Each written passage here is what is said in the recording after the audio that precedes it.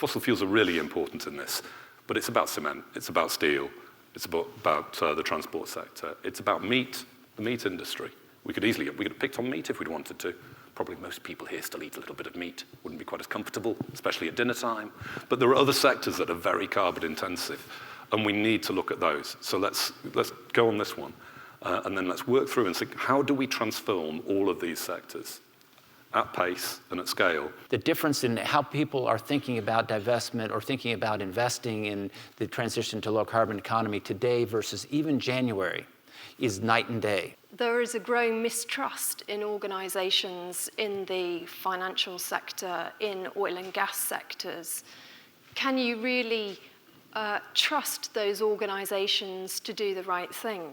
We literally can't divest for you unless you tell us to. We can obviously develop new funds for our clients. And that's where I would like a lot of you to start engaging the kind of funds that you've chosen for your pension schemes.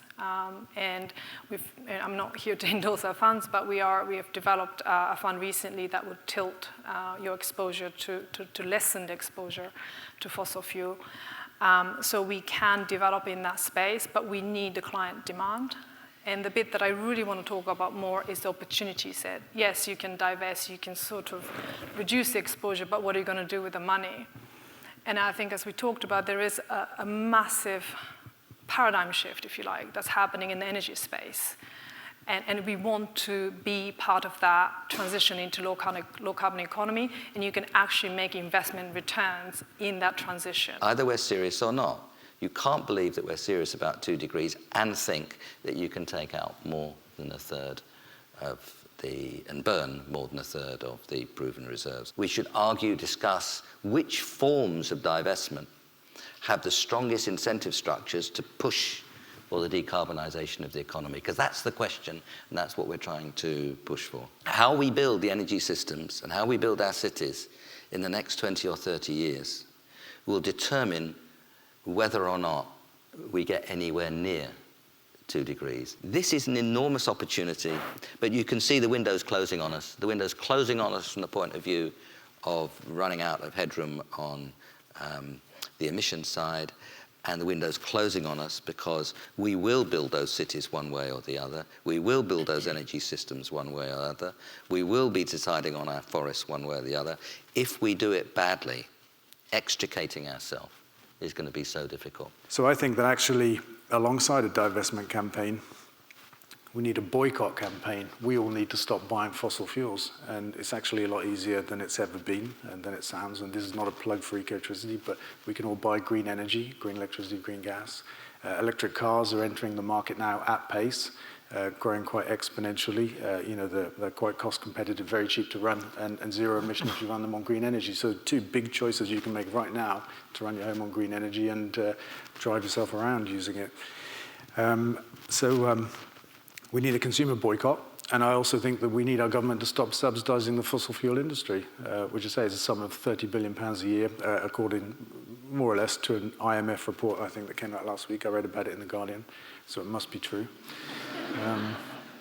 And so I think divestment, yes, absolutely, but consumer boycott, I think, is actually more important, and the end of fossil fuel subsidies, and these 3 things together can get us to where we need to be. Given that all that we've learned in the last 10 years about the dangers of asset bubbles, and that I think you said that the reserves on the books of these companies doesn't reflect their real value, why are the markets not moving faster? The hydrocarbon companies are telling us that we won't do what we've set out to do, and that it's a safe bet to bet that we won't. That's the argument, and we have to try to show that they're wrong. When a CEO of a major hydrocarbons producer says, as Nick was describing, well, in effect, we don't think that we as people will, either with social pressure or regulatory pressure, change. That's an interesting statement in and of itself. It's also misleading, incidentally, because in fact, if we do have 3 or 4 degrees C rises, we may not have hydrocarbon stranded assets, but we'll have city stranded assets and real estate and agriculture. So we're going to have stranded assets one way, shape, or form. But what is most interesting to me is that they are completely missing what's happening in their industry, which is the alternatives to hydrocarbon-based energy is becoming extremely competitive.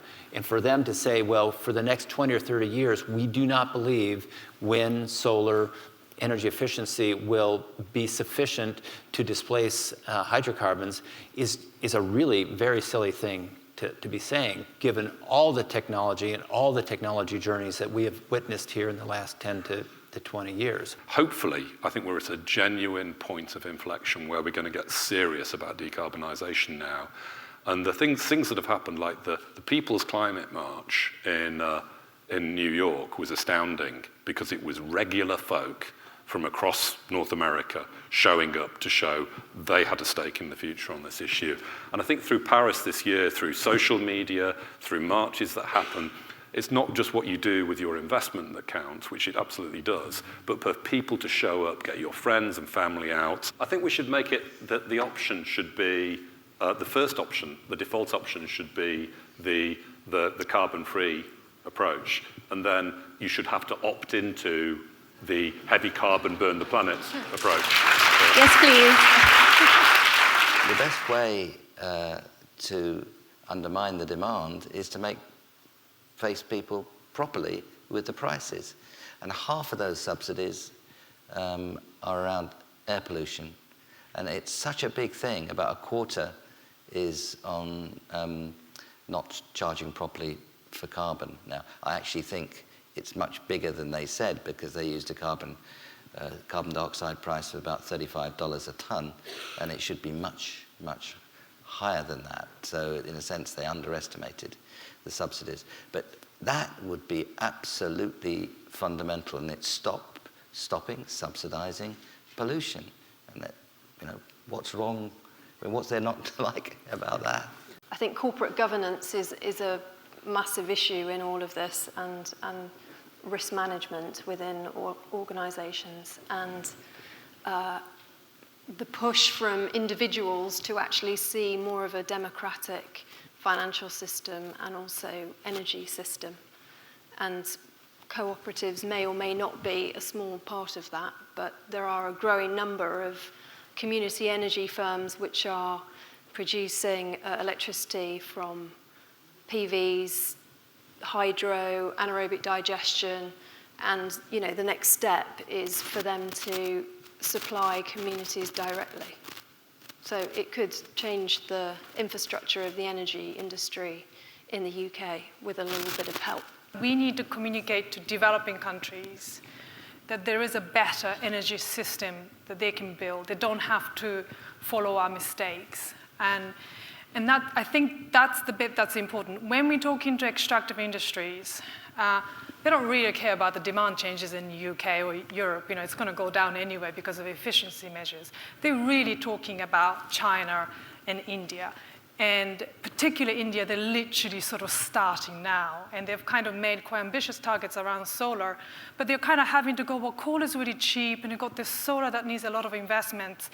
And they're at that point, when they're subsidizing electricity a lot, they have the choice to build an energy system that would hopefully be a lot more resilient and secure also, because you don't necessarily have to import a lot.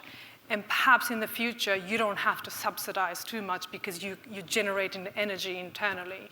So I'm talking really big right now, and I'm not saying that I can solve the problem, and nobody can, but I think that picture of building a better energy system is an important conversation to have. You talked about the lock-in of the system. We're building those systems in those countries now, and we can invest into the solutions now, but we need to visualize that.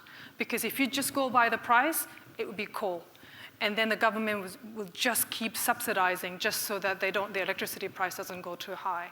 So I think we do need to look at the macroeconomic dynamics and then try to reduce the demand for fossil fuel through technologies and through new solutions. The good Ben of Shell gave the answer, which is essentially they do not believe that the world will be wise enough to follow policies that can hold to 2 degrees. And they're asking us to bet against the world holding to 2 degrees.